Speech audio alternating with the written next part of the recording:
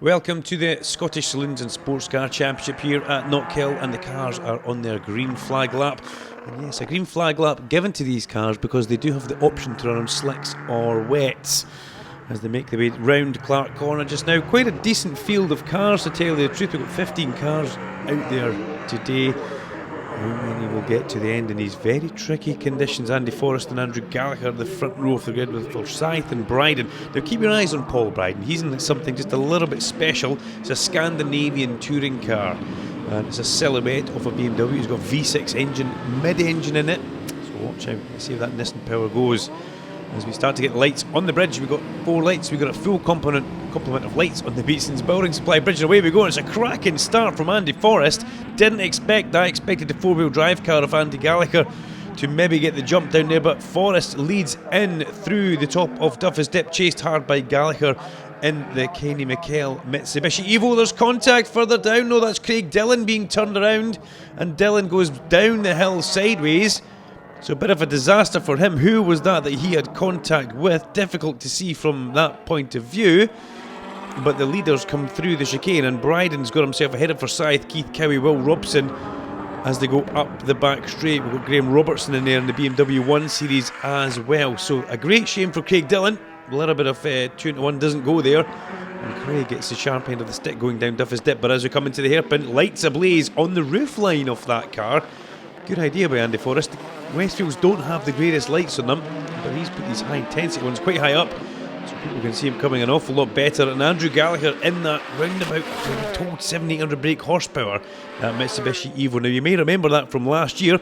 Kenny McKell had, well, I don't know if it's the same car, but in a car very similar to that, run by the same chaps. He had the mother of all accidents going in towards turn 1, but managed to walk away from it. But Kenny this time letting Andrew Gallagher take the wheel of that car. Dillon has got going. We can see him there just shaking the car from left to right, making sure that it feels good after that contact at turn 1. Paul Bryden goes through the tricky chicane today. And there's Keith Cowie and Lowell Forsyth, 2 people who we see doing Super Lap Scotland. And also Will Robson does a bit of that as well. Great graduation for those guys into the circuit racing. The Super Copa, the Seat of Keith Cowie.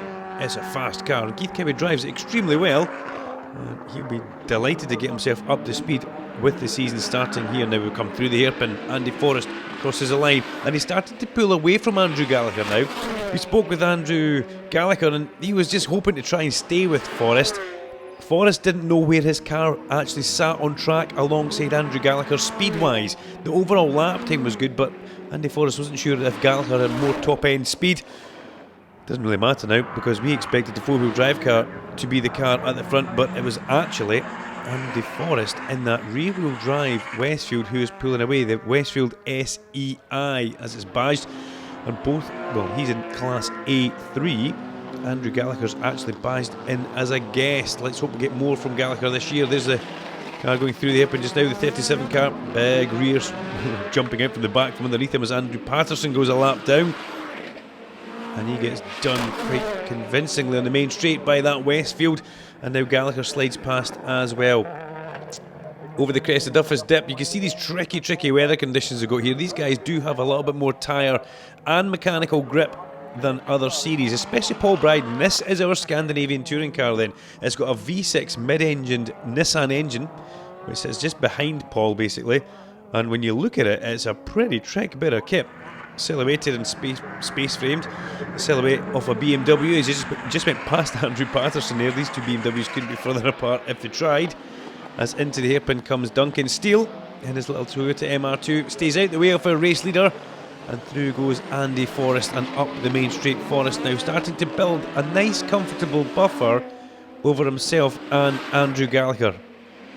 You can just hear that Mitsubishi absolutely singing up the main straight, with Gallagher behind the wheel. There goes Bryden, and that sounds pretty trick and tasty as well.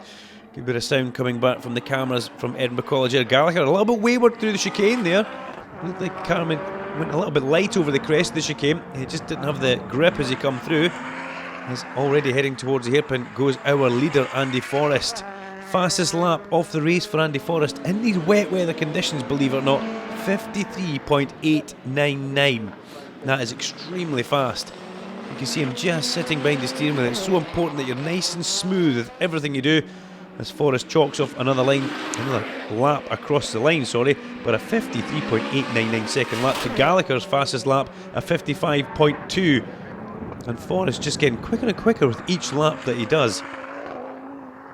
Behind these guys, yet Paul Bryden still sits there in third place. And we've got Keith Cowie, Lowell Forsyth, Will Robson. That is Scott Tolan, car number 28. We're just about to mention him. And the new paint scheme on that car, the Escort Cosworth, run by himself and Ali McMillan. Ali McMillan needed to get well soon. Bit of a back problem keeping Ali away from the racetrack just now, and we hope to see him back, pardon the pun, pretty soon. As Gallagher goes through with flames coming out from that turbocharged Evo as he goes over the apex curb at Clark. Behind Scott Tolan, still car 63, Graham Robertson in his BMW 135i in the B1 class. And then Andrew Patterson, Duncan Steele and Nathan Dickinson in another BMW. BMW's littered through the field here. Ivor Mayer's also out there in a BMW 330, but Ivor a little bit further down, and Paul Rankin didn't even start the race in his Westfield Aero. Here comes Andrew Patterson. This car's gone through a bit of a weight-saving mission over the winter. You can see the fiberglass bonnet shaking about with the wind there as Keith Cowie went past him on the brakes on the way into the hairpin. The RE Motorsports Development run Seat Leon Super Copa A2 class car, chased hard all the way by Lowell Forsyth. He's not going to get an easy run of it as Keith Cowie. He's going to have to be pretty much on it all the way as Duncan Steele goes through, and Andy Forrest now has a bit of a roadblock in front of him, but look at that, he goes round the outside of Craig Dillon on the brakes, and Graham Robertson will get, I would imagine, blasted by that Westfield SEI on the main straight, and sure to form he does. Gallagher just coming through the hairpin just now. A little bit slow on the way into the hairpin was Andrew Gallagher there actually. A little bit slow on the way in, but maybe that was just deceiving from the camera angle which we were looking from the finish line. As Forrest goes through the twisty complex, over the curbs at the chicane and then up the back straight. And you can notice this car very much wheels in line. He's not hanging the tail out as Craig Dillon removes the floppy bollard from the chicane there. A little bit rude this late in the race. But Forrest's car looks like it's on rails. It's not jumping about, it's not sideways like a legend, it's not out of control like any other cars. A little bit too much power. He really is driving it extremely well. He's got a good aero kit on that car, and he's also got good rubber attaching it to the ground as he comes through the hairpin and up the main straight to do another lap. In the books here, Steele about to go yet another lap down here. And Duncan Steele doesn't make it difficult for the race leader. The blue flags would have been waving there, and the blue flag, when it's waved, just means the leader's about to pass you. If it's held stationary, that means the faster car is just approaching you. Will Robson, up the back straight. Another new map in that car, we're told, and it's back to doing the kind of anti-lag system with the banging on the lift-off. And yeah, it sounds very impressive. Very loud when you're standing trackside, but very quick as well. A lot of time and effort goes into these cars. And the championship's also picked up a new sponsor, ECU Master, doing a cracking job, assisting anybody with all their electronic needs throughout the course of the year. As into the hairpin comes car number 2, Andy Forrest. A little bit of a correction on the way out there, but nothing too much to worry about as Keith Cowie goes slithering past Andy Patterson, going in towards turn 3 McIntyre's. And Keith Cowie, this is a pretty good run so far for him as he comes up the back straight towards Clark Corner. He's trying to chase down Paul Bryden, but most of all he's trying to keep car 85, the Lotus Exige, in the same class as him. He's trying to keep Lowell Forsyth at bay. And right now that is actually working for Cowie, driving the wheels off that car and doing a cracking effort in these tricky conditions here. You can have as much power as you want, but you've still got to be able to drive the car. And in the wet, you can have too much power. You can spin the wheels in almost every single gear. It's up the main straight. Once again goes the field as our leader comes through the hairpin. Through the gears, up he goes. He's going to go past Will Robson, and Will Robson currently sits in P6 just now. So Andy Forrest lapping everybody up to Will Robson. Will he get Lowell Forsyth? I don't think so. I think Lowell's just a little bit too far up the road as they both slither past Patterson at turn 3. Robson sees the leader coming. Does he stay out the way? Well, he's entitled to take the corner there, otherwise he would have ran off the road. Andy Forrest will make short work of this as they go up the back straight, one would imagine, and pass Robson before they get to the apex at Clark. In fact, no, he decides to follow, getting him on the way through Hislop's towards the hairpin. Ticking down the laps now, we're getting towards the business end of this race as Paul Bryden comes through the chicane. Scott Tolan as well in the number 28 Escort Cosworth. I think a lot of these drivers will just be looking forward to the end of the actual race to get this one done and dusted, as Forrest once again crosses the line ahead of Will Robson. Nice steady lap for Andy Forrest is all he needs now. Hit all his markers and he will be absolutely delighted with how the race has gone. As through the hairpin goes Paul Bryden, you can hear that V6 sounds absolutely delightful in the background there. And we have lost Andrew Gallagher. You may have noticed that we've not seen Andrew Gallagher on screen, but I have him on my computer screen here as a retirement. So Andrew Gallagher in the AG Evo, a guest to the championship, but unfortunately retiring from the race.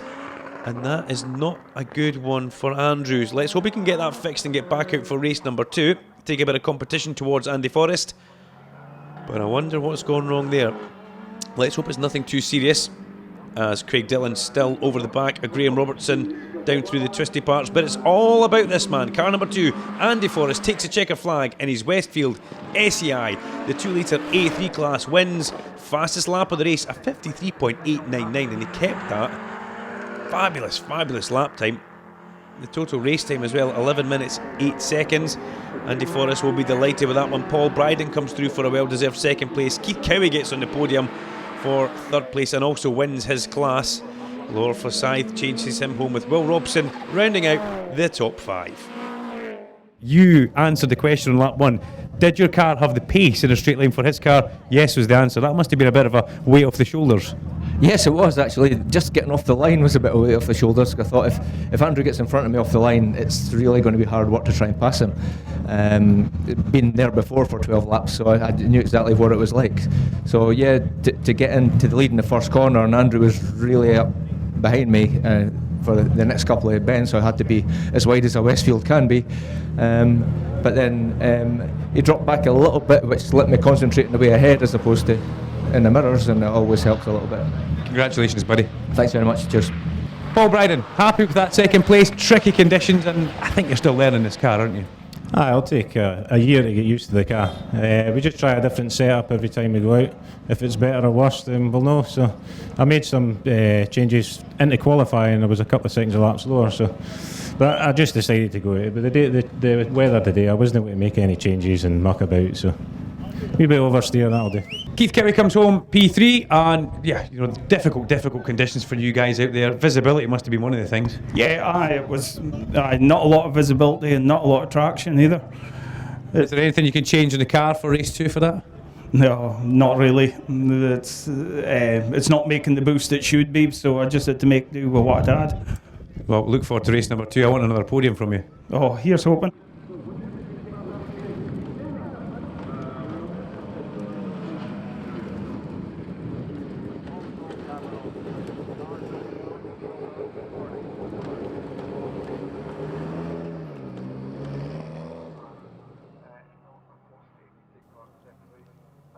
So you join us for race number 2 for the ECU Masters Scottish Saloon and Sports Car Championship here at Knockhill Racing Circuit, and it was great to hear from the drivers after race number 1. Andy Forrest said it was just a relief to get it off the line because he knew he was up against a four-wheel drive car that Andrew Gallagher had there, and well, in the wet you'd imagine a four-wheel drive car would have the bit of the maybe a power advantage but also a grip advantage. And it was very interesting to hear from Keith Cowie. The car isn't making the boost it should do, and Keith, well, that will be kind of playing on his mind quite a bit because he was under quite a bit of pressure all the way through that race from Lowell Forsyth. He's going to have to watch his rearview mirror in this one, especially if the track dries out any. That boost issue won't be very good for him. And Paul Bryden, well, gets a good second place there, but every time he drives a car, trying something different. And there's so many things he can adjust on that car. And Forrest and Bryden make the front row of the grid with Cowie and Forsyth. Robson and Tolan with Robertson and Dillon. Patterson and Steele with Nathan Dixon and Andrew Gallagher, who won't make it out for this race. Neither will Ivor Mayers, which is a great shame. The reason that we've lost Andrew Gallagher an engine-related issue, a loss of oil pressure from the engine. And anybody who's mechanically minded, if you do lose your oil pressure, well, you probably lose the engine as well, which is a disaster. Spoke to Andrew to make sure if he managed to get the engine switched off, and he didn't, so disaster. The lights are already out and we're heading down towards Duffus Dip, and Andy Forrest is leading from Paul Bryden. And well, Paul Bryden's going to have to try and pull a rabbit out the hat here, because that man in front of him is already starting to do a disappearing act. Just look at his first lap. Andy Forrest is absolutely sensational from the word go. Reminds us a lot of Harry Simpson in the classics. Harry used to be so good on cold tyres at the beginning of a race, and right now Andy Forrest drives up that back straight from the chicane to Clark's with a hefty lead over Paul Bryden just now. The whole field goes through the chicane. They're already through Clarkson, heading towards the hairpin. Now we pick it up. You can see, now this is how dim it actually is. It's not a very nice day today at Knockhill Racing Circuit. All over the country, kind of getting sodded by rain, or sodden I should say, by a lot of rain and cold weather. Forrest crosses the line already, and look at that, that's after one lap. Then we've got Bryden, we've then got Lowell Forsyth ahead of Keith Cowie and ahead of Will Robson. So Forsyth made an absolute cracker off a start. Let's hope that the little Lotus Exige in the A2 class can keep that going. And we've also got, there you go, you see him coming up with the headlights on his Westfield. Thankfully Paul Rankin has made it back out in the Westfield Aero. He didn't start race number 1, but he is on the grid for race number 2. Scott Toland, well, Scott Toland will be delighted the Escort's still going. Full rebuild for that car over the winter. It used to be white, but it ain't white no more. It's a kind of muddy brown and orange. The muddy brown, you can see just how dirty the track is from cars going off and dragging debris back on. But in towards the hairpin comes Andy Forrest. Great to hear that car going through. Bryden in the big V6 powered mid-engine BMW Silhouette car. And Forsyth, well, he's holding off very well Keith Cowie right now. And Keith Cowie, well, he won't be happy that his car's not producing the boost it's meant to. That car's been worked on quite a lot. It's been away in Europe as well, getting a fair bit of work done to it over the course of the last year. So he'll be probably scratching his head there, wondering exactly what is going wrong. But I'm pretty sure Keith Cowie and the guys from Ari Motorsports will get that car singing again as he comes down through the twisty parts. Right now he's holding off Will Robson in that Ford Focus. And Will Robson, well, let's see how the Ford Focus RS does get on. 2.5 litre power that car has now got, 2.5 litre engine. He's into the B1 class, along with, we're racing with Craig Dillon in that B1 class, and also Ivor Mayers, but Ivor didn't start this race, so a bit of a shame for him. In the A3 class, well, Forrest is up against, he's actually pitched against Paul Bryden, so 1 and 2 on the road are actually racing each other in the same class structure, as Andrew Patterson looking pretty timid coming in towards turn 3. Yeah, he's got a problem. Andrew Patterson runs down and lets I wonder where he's going to park that car, or will he keep on going? Let's hope that that car can make it back round to the pits. Dixon's just gone past him. Dickinson, oh no, Patterson pulls off. Ooh, pulls off at the chicane. I've got to say, that would be a bit of a heart-in-the-mouth moment there for Andy Forrest as he's coming through chicane to see a car, what he would imagine to be doing a U-turn in front of him, is not what you want to be seeing. But let's hope that the marshals can put Patterson's car behind the little safety feature which you've got there. As into the hairpin, Andy Forrest slides up the inside of Nathan Dickinson in the BMW 318 IS in the B3 class. And Nathan not making that difficult for Andy at all. And look at the size of the lead that Andy Forrest has built up here. He's already over the start-finish line, or the finish line. That's the finish line that Bryden goes over now. The start line over the crest of the hill. The finish line always right in front of the timekeepers. As we get a good look at Paul Rankin, you can see how close Paul has to sit there. He's not the tallest of chaps, and he's really jammed up against that steering wheel in that little Westfield Aero. And his mate, Andy Forrest, is about to come and put him a lap down now. Both these guys in slightly different cars. Forrest's car a lot faster engine-wise than Bryden's car, but I'm pretty sure there'll be a little cheeky wave as Forrest goes past Rankin, sorry, not Bryden, there we go. He goes past, and he doesn't give him much room either as they come in towards the hairpin. Through we come. And up the main straight to click off another lap here in these tricky wet conditions at the Armed Forces Appreciation Day. It's the April SMRC round number 1 of the 2019 championship, and if you want to find out anything SMRC, when the dates are, you can check the SMRC's website, or you can check knockhill.com for a full diary of events of what's happening this year for the local car racing scene. As we get Paul Bryden going over the top of Duffus Dip. I had a look in that car yesterday. It basically looks like a single-seater underneath the back bodywork. When you look at it, the engine sits there and it's got all proper race suspension coming off the side of it, push rods, wishbones. Very, very impressive setup. And Bryden just getting used to it with every time he drives the car. Speaking of driving the car number 85, Lowell Forsyth, the little Lotus Exige, ahead of still Keith Cowie and ahead of Will Robson. Forsyth driving an absolute blinder in these tricky conditions. That little Lotus will just handle absolutely perfectly. And Lowell getting the grips of the circuit, and he'll be happy that he's ahead of these two that he's battling with as well. We can see Forsyth goes through the hairpin now, and we still wait for Keith Cowie to come in. In fact, Keith Cowie has now been passed by Will Robson. So Will Robson's made the manoeuvre and gone past Keith Cowie, although that's not for class honours, but it is a position on the racetrack, and right now it doesn't really matter. And the racing driver said they just want to win, they don't want to be passed, but Keith Cowie has been passed by Will Robson. Craig Dillon still circulates as well. We've not seen too much of the 116 car, the red Seat Leon Supercopa. Two of those cars in the race, one for Craig Dillon and one for Keith Cowie.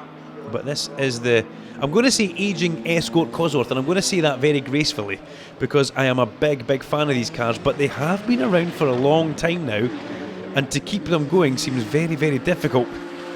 So kudos to Scott Tolan, Ali McMillan, for making that car fast and reliable in its winter rebuild. As Forrest goes over the crest of Duffus Dip and down through Leslie's, the tricky left-hander, which is a pretty quick corner you do not want to go missing at. We go back to Clark Corner. Craig Dillon comes through. We've not seen much of him. Car 116 ahead of Graham Robertson, and that was Nathan Dickinson coming through the shop just there. As those guys all head towards the hairpin together, the leader is now catching them on the road and starting to get a little bit close for comfort. You want to try and get past those back markers as quick as he can, as Duncan Steele in the Toyota MR2 comes through in the B3 class. He's got a little 1800 engine in that MR2. As we await the next car to come through Clark Corner. Oh, that was Forsyth, and that wasn't right. It come into view and then it turned exit stage left, and that will be in the gravel, and Lowell Forsyth is thrown away. Now, was that a mechanical or was it a driver error? But that is not what he wants to do, and there will be a red Lotus Exige. Let's hope it's not too heavily into the tires. He's gone into the wreck to cell there, so double waved yellow flags. Marshall's in attendance telling Lowell to get out of the car and make himself safe, but he's in the air fencing, so there'll be very minimal damage to that car as the Marshals walk away. And what an absolute disaster for him. He will not be happy about that. That was a podium he was sitting in, a podium position overall. And he will be kicking himself for that one because it looked like he had the beating of Keith Cowie as Forrest goes across the line. He's long gone. There goes Paul Bryden. Sounds good, that, doesn't it? Sounds tasty. The BMW 318 IS of Nathan Dickinson crosses the line, as well as Graham Robertson. Well, he's trying to have a bit of fun in that BMW 1 Series. As Dillon now comes through Clark, here comes Robertson and holds it in a bit of a better straight line this time. And heading towards the hairpin though is our race leader, as we pick up with his, we could say, quite a teammate, I suppose, Paul Rankin. Here he comes. Andy Forrest has been absolutely dominant today in that Westfield SEI. Nobody has had anything for him. As he comes up the main straight, he'll go past Robertson, and he only has to do another perfect lap and he will be happy, as Keith Cowie has Dillon problems now. Craig Dillon has sneaked past Keith Cowie, and Keith Cowie will not be liking this. They're the same cars, but they're in different classes. Craig Dillon's car is a little bit more standard. He's in the B1 class, and in the A2 class we see Keith Cowie. So Cowie, with his kind of mechanical electronic gremlins which he has today, has seen Craig Dillon get past and pull away. As you can see now, who was that? Was that Graham Robertson now deciding to take an exit stage left moment at Clark's? It was. And we'll come back to that one when we need to. But Dylan comes through the hairpin, chased by the race leader Andy Forrest. As Forrest goes up the main straight, he will go past again Dylan. And it'd be fine to find out if Robertson did get going. We can see the car in the background there going through the hairpin. He's managed to sneak out from that one just in time. Thankfully, he didn't come into contact with the Lotus Exige of Low Forsyth, who's already in the gravel and recticel at Clark Corner. But what can we say about Andy Forrest? Car number 2, his fastest lap of the race, 54.3 second lap. He's just nursed it round in this one. He did do a 53.8 in race number 1, but race number 2 sees him doing a 54.32 second lap, and he done that on the 5th lap of the race. And after that, he's just knocked it back. He's done exactly what he needed to do. Short shift through the gears, make sure he gets the car to the finish and takes a nice, steady... He's still getting around the last corner, of course. A steady brace of victories, if he can do that. Andy Forrest, well, he's come back fighting. He's come back very strong, hasn't he? As he makes his way up the main straight, he takes a checkered flag. It's 2-2 for Andy Forrest. The Westfield, absolutely faultless today, as was the driver. He takes the win from Paul Bryden and Will Robson. Craig Dillon and Keith Cowie comes home and salvages 5th place. Tricky day for Keith Cowie. Winner of A1 class is Scott Toland. The A2 class honours go to Keith Cowie. A3 to Andy Forrest, the outright winner. The B1 class winner goes to Will Robson. And the B3 honours go to Duncan Steele. It's frightening how fast this thing is. It's going quite well. It's considering the conditions aren't ideal, it'd be great to try it in the dry, see what it'd be like when it's wound up. I love how you've got a cheeky little grin on you. This thing has got so much more in store for it, doesn't it? Yeah, it's got a fair bit more to turn up, and it'd be nice to run it on nice sticky slicks because it's light enough to use fairly sticky rubber.